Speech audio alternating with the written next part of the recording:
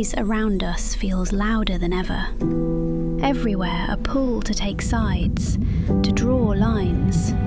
Yet, beneath the noise, a longing endures, to live in peace, to belong, to find meaning. So what do we do? Withdraw? Resist? Choose a side? Or could another way exist? One that begins with a simple truth. There is no other. The pain of one is the pain of all. The hope of one belongs to all. Everywhere, groups of people are widening the circle of us.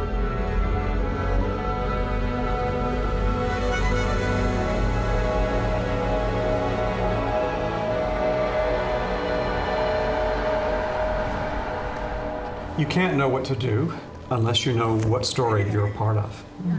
And the insight we have from Baha'u'llah is that we are part of the story of the maturation of humanity. A new story is taking shape, quietly, patiently, together.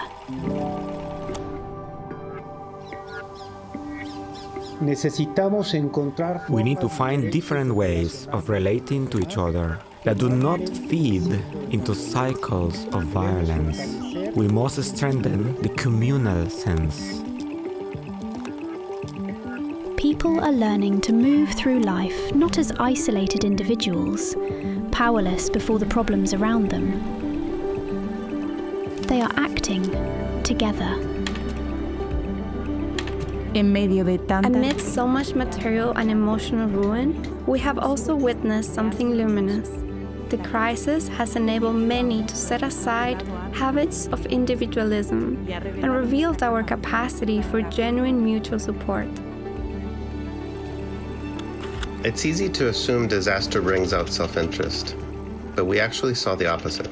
Generosity was everywhere, and it gave us a lot of hope. What appears in times of trial is the same spirit of service taking root in daily life. The habit of learning to serve together. A young person who serves, reflects, and studies carries that same spirit into every space of life. What distinguishes youth from other stages of life is their courage, flexibility, and energy, along with their eagerness to create social change. Education is a means to learn how to be more noble, how to be gentle. It teaches us to be practitioners of peace, through knowledge, through empathy, through trust.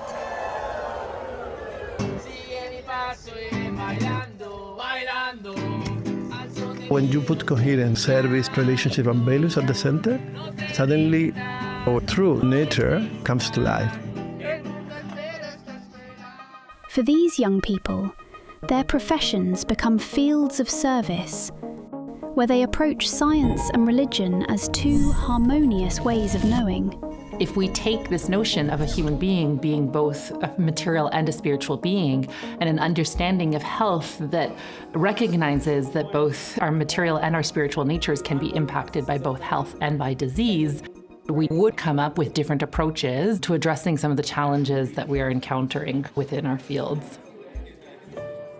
When challenges appear, they no longer ask, "How can I get away from this?" but "How can we face this together?"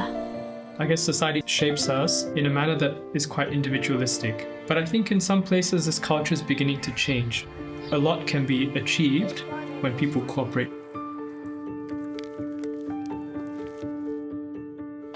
This marks a new consciousness, a sense of community that travels with each person. The more we turn outward and work with others, the better we grasp the meaning of our common humanity.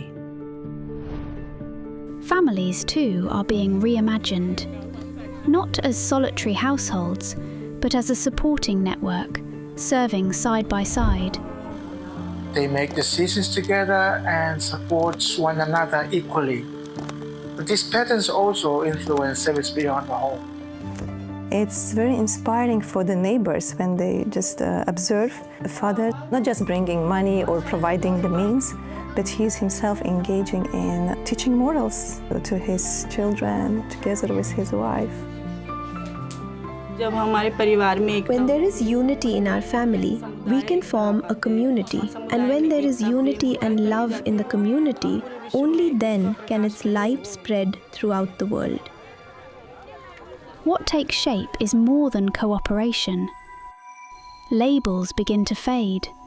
What matters is the shared longing to build a better world. When we speak about identity, what comes to mind is our ethnicity, nationality, religion, or gender. But what we are beginning to understand is that we possess an inherently noble identity that transcends these limitations. At the core of today's divisions is a crisis of identity.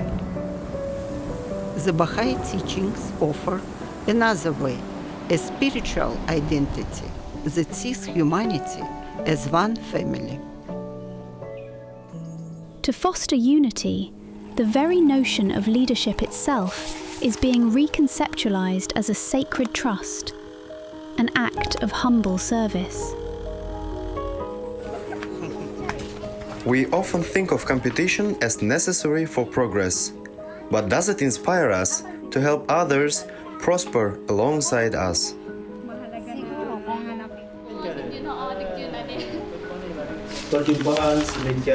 This forum is for us to profoundly consider and discuss the development of our villages, both spiritually and materially.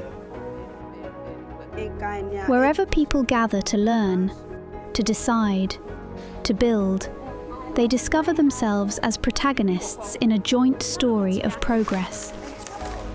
The Baha'i community's commitment to gender equality and justice is rooted in the belief that all human beings are created to carry forward an ever-advancing civilization, and that gender equality is a prerequisite for peace.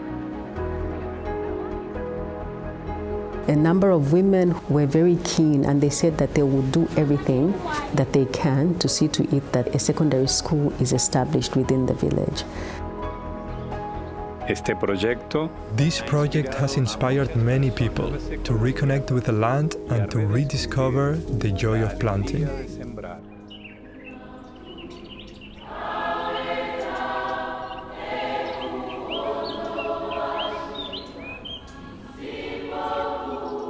Render our souls joyous and happy through thy glad tidings, O Lord.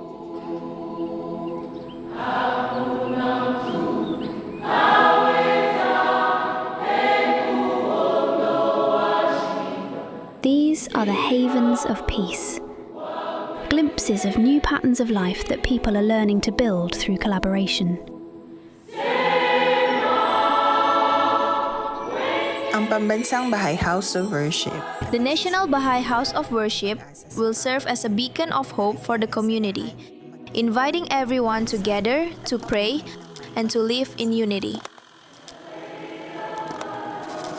Arts festivals have reinforced people's belief in generosity of friends and strangers alike. Art has great power to create connections among people. The atmosphere at the House of Worship fills you with hope. Building these havens will take the efforts of many generations. This generational effort finds its most poignant expression in the land of the Baha'i faith's birth. The process has been happening for 150 years. It's only with the emergence of the full picture that we can look back and say they were building these communities, they were creating the environment in which women could be more effective, in which children's education was at the centre of the community, central concern of the community, in which these ideas of collaboration and consultative decision-making were central.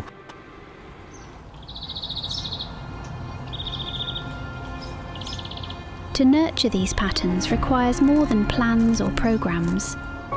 It begins in the heart. Every time I come here, it's just like to be able to remember how it feels to feel peace and joy and love.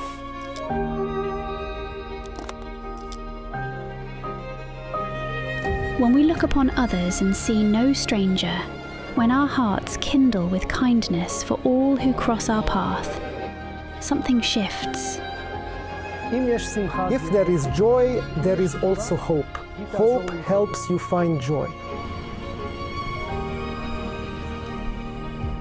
This is the beauty of this place, the diversity of people coming together to bring people together for peace.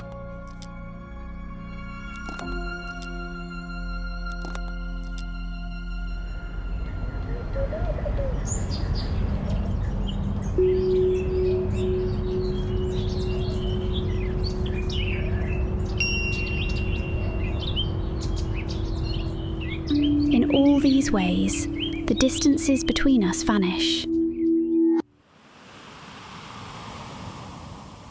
And on the same ground where difference once stood, we learn to walk hand in hand. The life of Abdul-Baha saw no separation between friend and stranger. Now, as his shrine rises, it stands as a gentle invitation to nurture spaces of belonging and shared purpose.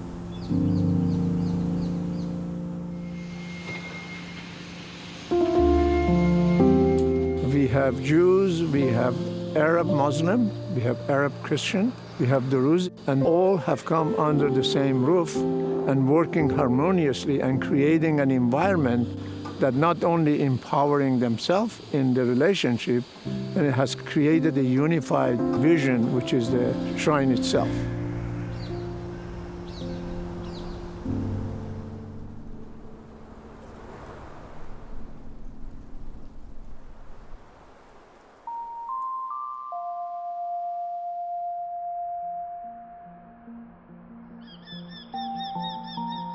Humanity's story is not one of decline,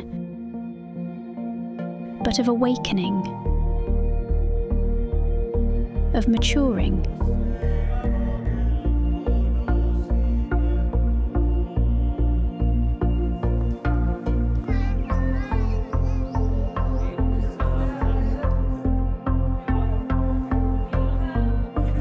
Through every act of service, every gesture of understanding, the oneness of humankind comes more clearly into view.